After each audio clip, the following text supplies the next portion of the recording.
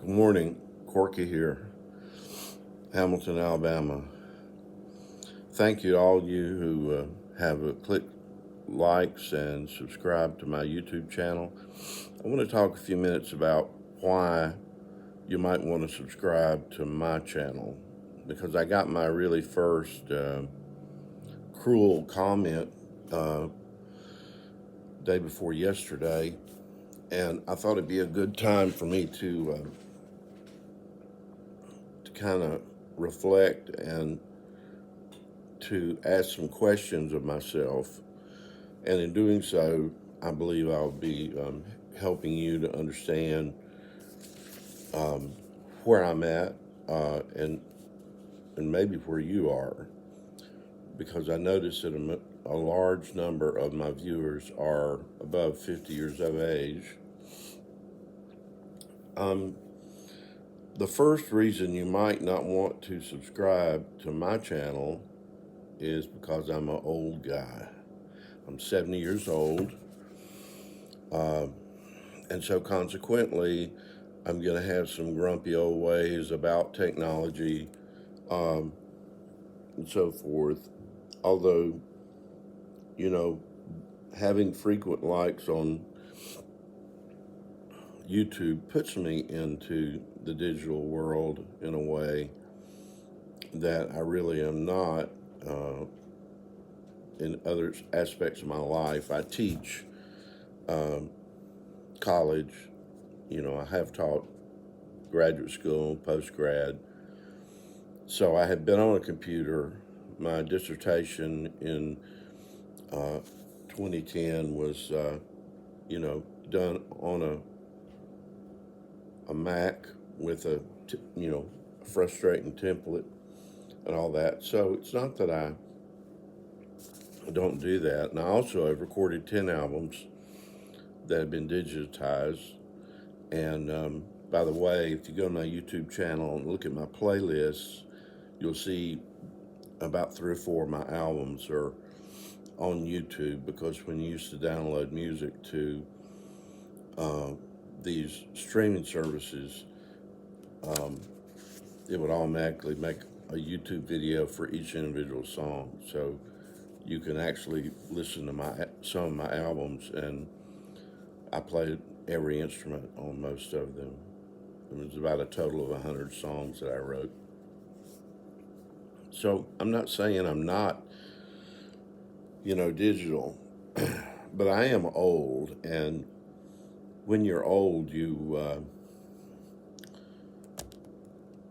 have some limitations for young people that are wanting to run with the big dogs, digitally. In other words, I don't have a lot of production in my videos that I'm doing. That's a choice I've made, not to have a lot of, groovy titles and photos and things popping up on here. Just kind of be me talking and playing guitar. Um, so there'll be some disadvantages if you have expectations in that regard. Um, I'm old and I am not a good singer, but I do sing. But Johnny Cash and Bob Dylan taught us that, anybody can sing if you've got something to say. Um, the advantage to watching YouTube videos on guitar instruction by an old guy, number one, I just happen to believe that some of the best music is old. And so I was there when many of these things happened. I turned a teenager in 1967, the Summer of Love. So I believe that experience that I've had in the 55 years of playing guitar uh, brings us knowledge about American music that younger people may not be familiar with. Like the arena concerts hadn't even started when I was going to concerts initially. It was small auditoriums, and we were catching a lot of the artists on television. And so I learned how to play certain pop songs uh, either by listening to long play records and playing to the record or watching the artist's hands. So the fact that I'm old, maybe, well, you get the coughs too. But as I said before, coughing is like a sacrament to old people. But anyway, you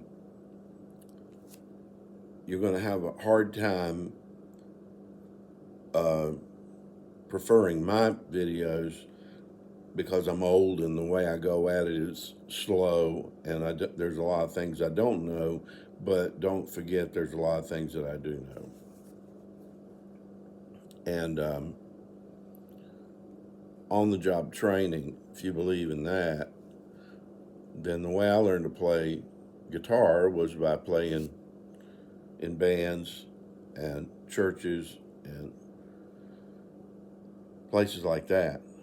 Um, Also, the fact that I'm old means I have had time to play guitar throughout Latin America, as well as the United States. Um, the second reason you might not want to subscribe to my videos is because I'm a little bit slow. Like, you have immediate access on YouTube and other platforms to go find the hottest and the fastest guitar player that you can think of. And about the time you think you found the fastest, there's going to be another one that's faster. And, you know, they love to publish these videos of these kids, 8 and 9 years old, playing 100 miles an hour. Everybody thinks that's so great. It is wonderful when young people develop musical skills. But the number of notes that you're playing is not the most important thing. The most important thing is, are you getting into the one note? And then there comes the whole thing of my orientation. My orientation is blues music, which is a slow music. Um, and Eric Clapton nicknamed Slow Hand. So slow is going to be the characteristic of me. There are going to be times you're going to see me kind of blank out like Biden or whatever on the screen because I'm old. Uh, but you don't have to be too young, too fast to play this music that I'm going to be, introducing you to and reminding you of. Because the bluesmen were old men. Muddy Waters, Howlin' Wolf, uh, you know, um, Mississippi John Hurt, Lightning Hopkins. These are old men. B.B. King. And so most of my music's going to be slow. So if I'm not playing fast enough for you, well, you can find a lot of fast players. But what I'm interested in is you getting in that one note rather than playing 100 notes. The third reason you might not want to subscribe to my channel would be because I'm pretty much an amateur. I never had a hit record. I have recorded in studio.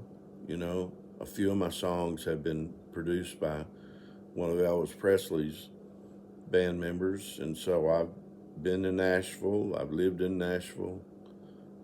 I've been in studios in Memphis, Atlanta, and so I have recorded, but I never went full time. I always worked a job or was a pastor of a church throughout my music career.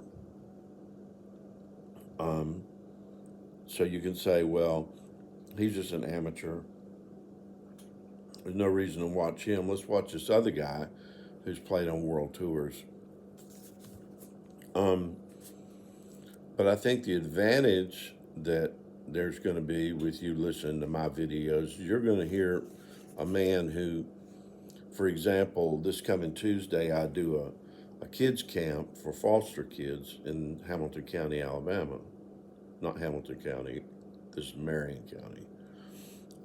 All the foster kids in this county, I'll be doing a 3-day camp.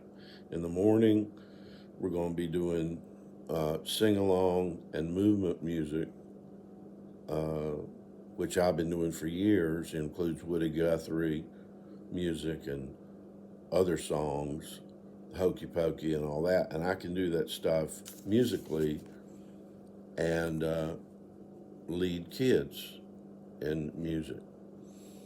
And the second part of the day is going to be folk art, painting outside. And then every afternoon we're going to be doing drum circles.